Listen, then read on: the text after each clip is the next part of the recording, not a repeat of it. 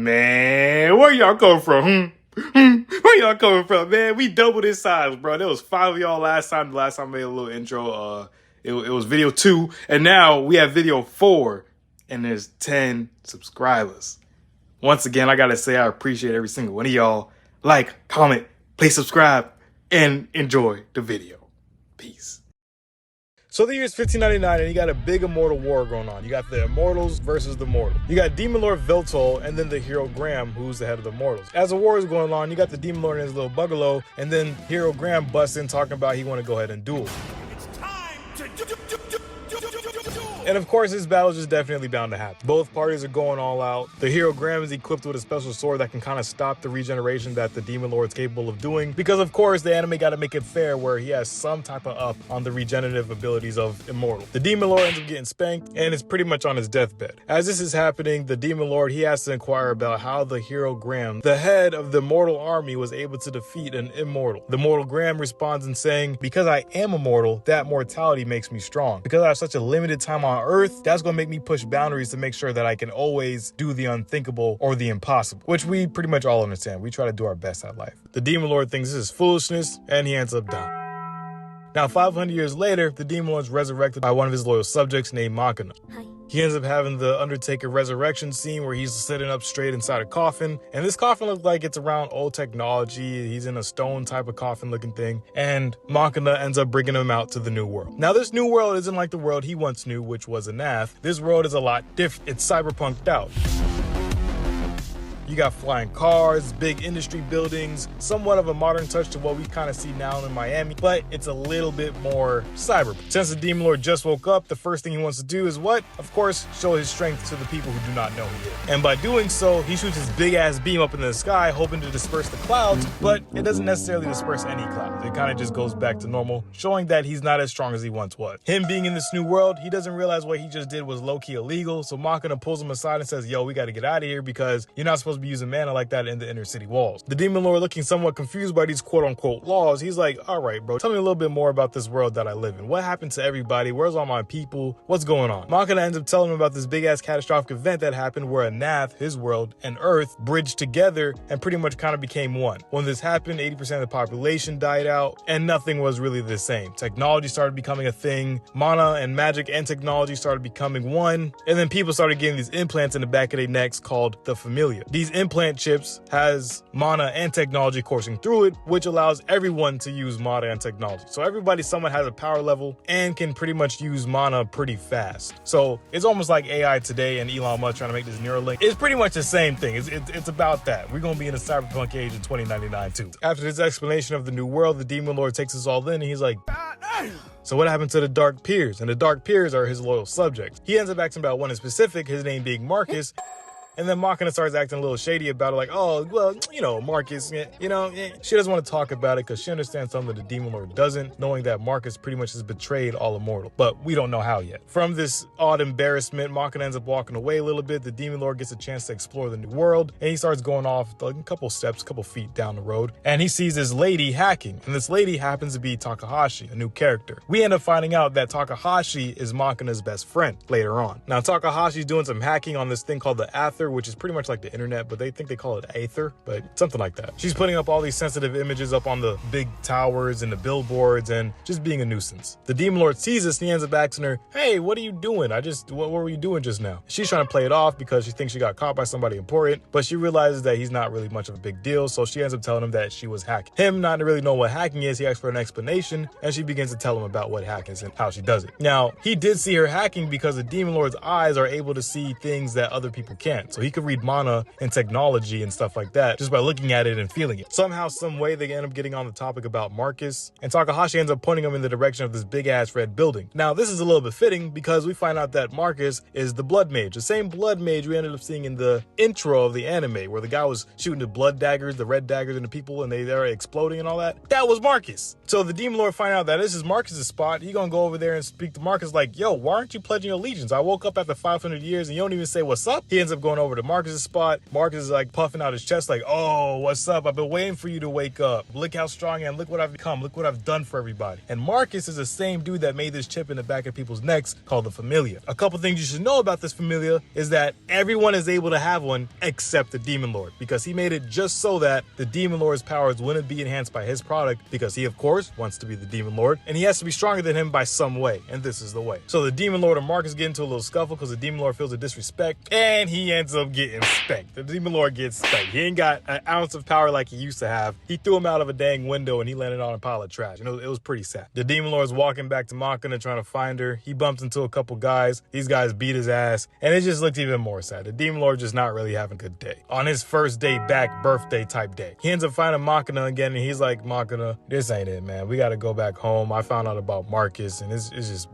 bad. So Machina takes him back to her spot, and Machina's like, well, this is where I live, and once again, more sad news. Machina's a project baby, man. She lives in the projects with Kodak and everybody else from the hood. She lives in deep side. It's pretty bad. The Demon Lord, being used to riches and royalty, he's like, oh, you got a broom closet trying to joke and jest? Ha ha ha. This ain't where you really live. Show me where your room is. And she's like, nah, this is it. It's hard to make ends meet. I've been in a tough spot waiting for your ass to wake up just to take care of you with my 2 pennies a day. It's sad. And the Demon Lord's like, damn, this is what you've been holding out on. This is how it's been for you, and you still are loyal to me?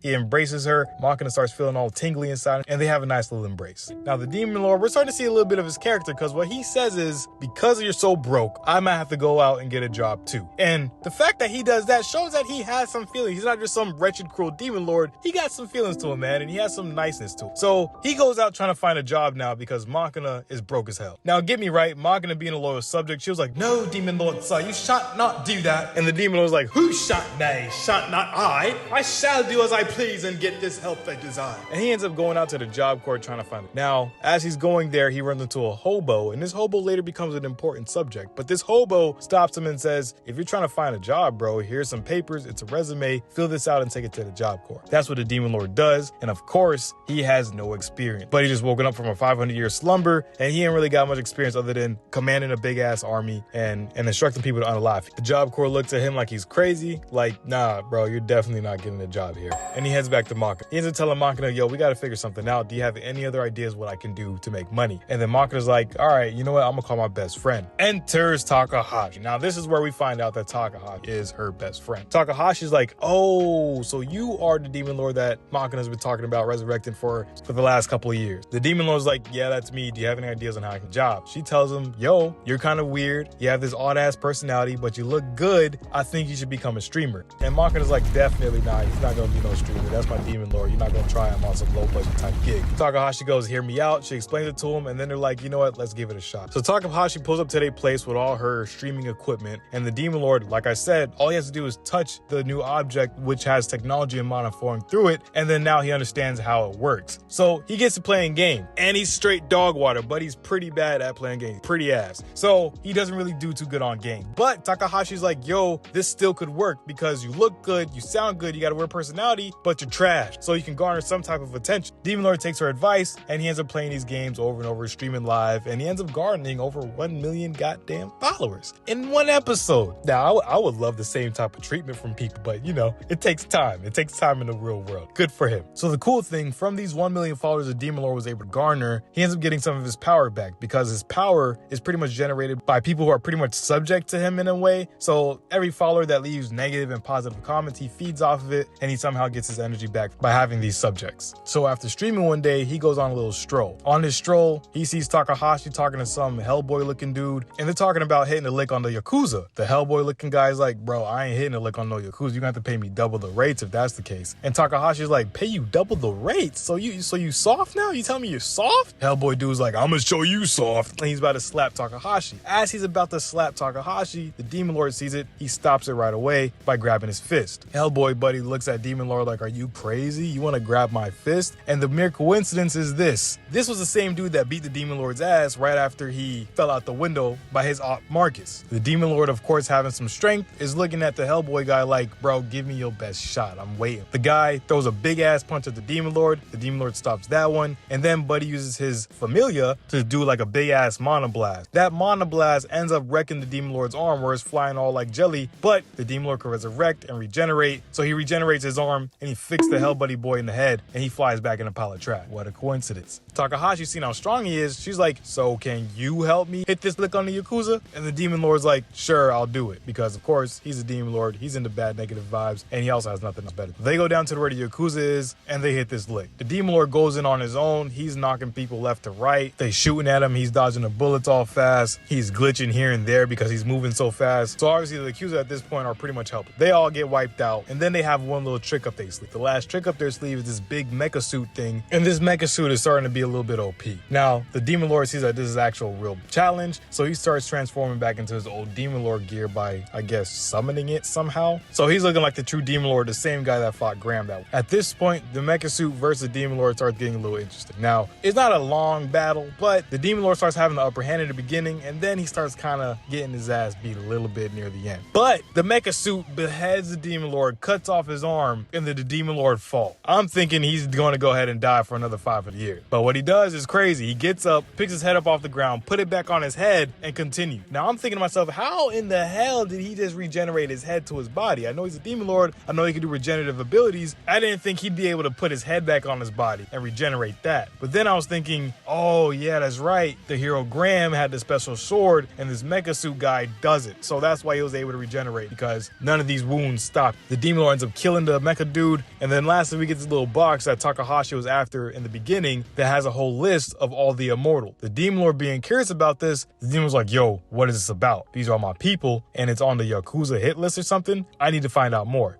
Takahashi goes to the house of the guy that placed her on this mission, and Buddy is unalive. And this same Buddy was that same hobo that I told you was going to be an important character. This hobo dude ends up making this last video of him if he dies, and Takahashi ends up finding it, of course, and then it starts talking about how the immortals are being used as quote-unquote firewood in order to generate the Aether. And the Aether, like I said, is pretty much the internet that's connected to everybody that has a Familia chip. So the Demon Lord, hearing that his people is being used as firewood, he's like, bro, I can't allow this. I'm definitely a part of whatever you got going on now, because this ain't right. As this is going down, the Demon Lord remembers Machina's left back at her house alone, and of course this is where Mr. Marcus comes in and has to go and start kidnapping people. But Machina ain't gonna go so easy. So Marcus walks up to her door, she blasts the hell out of him with a big ass fireball, and she also transforms into her archaic serious suit too. But she ends up getting took because she has a Familia chip, and when she has a Familia chip, Marcus can activate it and shut it down simply by telling it to shut down with his voice, because it has voice recognition. I'm telling y'all, don't get that Neuralink. You think Elon Musk ain't thought of this? Just joking. Not really. Just joking. So now the Demon Lord is on a hunt in order to get Machina back. But the Demon Lord can't do it solo because he already got his ass spanked one time by Marcus, but he does have some strength back, but he knows it's not enough in order to capture and defeat Marcus at the moment. So he needs some muscle. Now, I forgot to mention, the Demon Lord ended up seeing Graham the other day. Yeah, crazy, right? Graham, the mortal who was supposed to die 500 years ago because he was immortal, but they ended up seeing each other and they ended up having udon. And over this bowl of udon, the Demon Lord ends up inquiring about how, Graham, you're still alive. How am I seeing you right now, and why do you look so down and beat up like a homeless bum? Graham ends up going to detail. He's like, well, mind you, Graham don't really want to be there. He's just being there out of courtesy for being a good guy. But Graham is like, well, I'm not immortal or anything, but I do have the gift of everlasting youth. When I killed you 500 years ago, the goddess Melia ended up giving me the gift of youthfulness. So I can stay youthful as long as I don't get unalived somehow. Fast forward back to present time, like I said, the Demon Lord needs some muscle, but he realizes he doesn't have anybody around him. So of course he remembers Graham, and he's like, I gotta go drop my pride aside and ask this dude to come help me. Graham, of course, is reluctant because the Demon Lord low-key killed his whole family and all his friends and wiped out all the people that he once loved. But at the end of the day, the Demon Lord convinced him because he was like, ain't you supposed to be the hero, Graham? Bro, I said I need help. Be my hero and help me. And then Graham was like, okay, I'ma help. Now, Graham and the Demon Lord are off to go save Makina, and this is pretty much where I stopped watching. Well, I shouldn't say stopped watching, but I stopped because I'm waiting for the next couple episodes to come out. And I think this is actually a pretty good turning point on where we're going to see a really big battle, which means y'all should go ahead and definitely watch it for yourself,